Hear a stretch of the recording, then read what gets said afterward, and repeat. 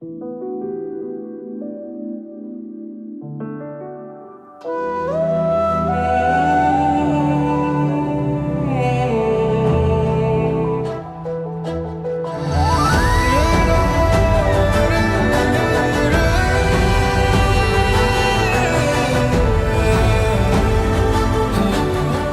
real beauty in your heart.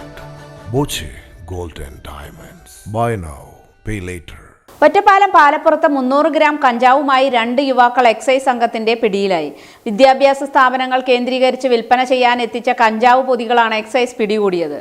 Ottapalam പാലപ്പുറത്ത് 300 gram കഞ്ചാവുമായാണ് യുവാക്കൾ പിടിയിലായത്. ചാലക്കുടി എലഞ്ഞിപ്ര കോണിക്കലിൽ മുഹമ്മദ് ഇക്ബാൽ, ആലത്തൂർ തരൂർ തോട്ടിൽപ്പള്ള എം മൻസിലിൽ മുഹമ്മദ് ഹാസിം എന്നിവരാണ് എക്സൈസ് സംഘത്തിന്റെ പിടിയിലായത്. ഇവരുടെ ബൈക്കും കസ്റ്റഡിയിലെടുത്തു. ചെറു പൊതികളിലായി വിൽപ്പനയ്ക്കെത്തിച്ച കഞ്ചാവാണിതെന്ന് അധികൃതർ അറിയിച്ചു. Excise circle inspector VK Shankar പ്രസാദിന്റെ നേതൃത്വത്തിലായിരുന്നു പരിശോധന. Excise inspector grade VK Prasadan, excise inspector grade AK Sumesh, civil excise ഓഫീസർമാരായ ജിതേഷ്, സുധീഷ്, ഡ്രൈവർ ജയപ്രകാശ് എന്നിവർ സംഘത്തിലുണ്ടായിരുന്നു.